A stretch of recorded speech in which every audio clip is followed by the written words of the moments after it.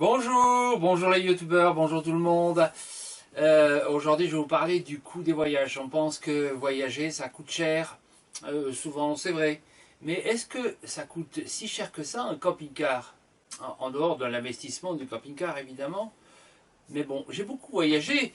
Alors est-ce que les voyages que j'ai faits coûtent cher? C'est la question que je me pose. Et est-ce que ça coûte cher de voyager en camping-car? Ces voyages, quand j'étais jeune, évidemment, m'ont coûté très peu d'argent parce que je partais avec un petit budget, tout petit. Alors aujourd'hui, à la retraite, j'ai un peu plus de temps et de moyens. Et donc j'ai acheté ce camping-car. Et puis d'autres aussi que j'ai acheté aux États-Unis, où j'ai fait l'Alaska, le Canada, les États-Unis, le Mexique. Alors là-bas, j'ai commencé à regarder un peu plus le budget et à voir combien ça coûte. J'ai fait ensuite un voyage dans le Tour d'Europe avec ce camion et là aussi j'ai fait une étude de budget où j'ai tout noté. C'est un peu un truc comptable un peu pénible, mais bon, je voulais savoir combien ça coûtait de faire ce type de voyage. Dans le dernier aussi en Australie, pareil. Alors, comme j'ai beaucoup d'informations, je me suis dit peut-être que ça peut vous intéresser de savoir combien ça m'a coûté en essence, en nourriture, quel est le coût journalier. Alors j'ai beaucoup d'informations, j'ai trié quelques-unes de ces informations pour vous les présenter et répondre à la question initiale. Est-ce que voyager en camping-car, ça coûte beaucoup d'argent? Eh bien je vous invite à regarder, c'est un peu beaucoup de chiffres, hein, mais bon. J'ai essayé de simplifier et de rendre cette présentation regardable. Et en tous les cas, j'espère qu'elle peut être utile. C'est l'objet. Ce qu'il en est. Allons-y. Avant de parler budget, il faut se replacer dans le contexte. Et pour la partie Amérique du Nord, il faut se retrouver dans les années 2011 à 2015. Le bilan que je vous présente ici est donc lié à la valeur de l'euro à cette époque qui était plutôt favorable, de 20% de plus qu'aujourd'hui par exemple. Et pour ces 3 voyages qui sont étalés sur 4 ans, cela concerne le Canada, les États-Unis et le Mexique confondus. Pour ces 3 voyages, je vous présente ici une petite synthèse. Pour les 2 premières, c'est sur 1 an, pour le 3e, c'est sur 7 mois.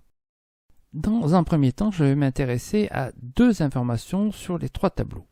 Et pour les 3 séjours, je vais retenir la distance parcourue ainsi que le coût journalier. On constate ici que la distance la plus courte a donné un coût journalier le plus bas. Et l'on constate aussi que pour 2012 et 2013, ce point ne se vérifie pas. Afin d'expliquer ces 2 remarques, je vais rentrer dans quelques détails. Voici le camembert des dépenses pour les 3 séjours. On peut constater que la part de dépenses carburant est de loin la plus importante pour les 2 premiers séjours. Et ainsi on arrive à la conclusion bien connue des camping-caristes, c'est la distance parcourue qui fait le plus gros du budget. Ceci dit, quand on regarde les dépenses de 2013, le coût journalier est plus faible alors que la distance est plus importante. Comment expliquer cela? Ces histogrammes donnent la dépense en coût journalier mois par mois. Dans les 2 cas, il s'agit d'un séjour mixte États-Unis, Canada, Mexique. Mais la durée relative des séjours dans chacun des pays est différente. Et comme la vie au Mexique est beaucoup moins chère, on a ainsi un coût journalier qui est abaissé pour l'ensemble du séjour. On peut voir ainsi sur le budget 2015, dont la moitié s'est fait au Mexique, que la différence est très nette. Le coût journalier au Mexique est donc 2 fois moins important qu'aux USA. Il est temps maintenant de tirer les premières conclusions, qui sont d'ailleurs connues. Le type de parcours et le pays de séjour vont nettement influencer le coût journalier. Pour revenir à la question initiale de savoir si vivre en camping-car ça peut être bon marché, vous l'avez vu au Mexique c'est possible. Alors est-ce que c'est valable en Europe? Voyons maintenant un petit tour d'Europe en allant juste à l'essentiel. Si vous désirez avoir plus de détails sur ces fiches, un lien dans la description vous amènera sur notre blog. Et si on se contente du calcul du coût journalier, sachant que ça varie en fonction de la durée du séjour, des distances parcourues, des bateaux pris, des loisirs, on pourra observer que certains pays sont nettement moins chers que d'autres. Une moyenne européenne de 40 € par jour et pour 2 personnes, ça reste quand même assez faible. Surtout sachant qu'il s'agit d'un voyage itinérant. Pour terminer, et même très rapidement, voyons ce qui s'est passé en 2019 en Australie. Encore une fois, si vous souhaitez avoir plus de précisions, je vous engage à aller sur notre blog. La collecte journalière de toutes nos dépenses durant ces 6 mois nous permet de dire que nous avons dépensé 35 € par jour et pour 2 personnes.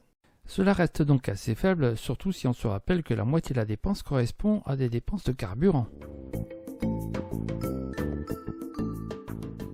Et ben voilà, avec toutes ces fiches, vous avez des renseignements, enfin que j'espère précis. Vous vous rendez compte alors que voyager en camping-car, c'est pas si cher que ça. Hein, encore en répétant, hors coût du camping-car, mais enfin bon, on n'est pas obligé d'avoir un camping-car cher. On peut faire la même chose avec des aménagements personnels, des véhicules d'occasion. D'ailleurs, c'est ce que j'ai fait en Australie par exemple, et j'ai même gagné de l'argent en fait en le revendant. Donc on peut s'en sortir avec des budgets réduits. Et ce qui est assez incroyable, c'est que souvent, le budget en camping-car est donc inférieur à celui que vous avez à la maison. Et oui, parce que du coup, en voyage, vous ne payez plus les frais de maison, plus d'électricité, plus d'eau, plus de loyer. Du coup, il y en a qui passent le cap de se séparer complètement de leur maison, de vivre entièrement en camping-car. Alors, il y en a plein d'exemples sur Internet, et peut-être que vous connaissez les chaînes de Voyage ou Nesta ou la Family Coast. Ils ont passé le cap, ou Nomade 2.0 qui sont en ce moment en Costa Rica. Et voilà, c'est un choix. C'est un choix que j'aurais été prêt à faire dans mon camping-car aux États-Unis. J'ai passé 4 ans dedans. Ça m'a fait envie de le refaire complètement. Bon, alors c'est pas toujours possible pour des raisons familiales ou d'autres raisons, ce qui fait que, moi déjà, 7 mois par an, c'est pas mal pour voyager. J'espère que pour vous, ça sera le cas. Enfin, dans tous les cas, de voyager, et de voyager longtemps, et pour pas cher. Alors à bientôt sur les autres tutos. Bye bye!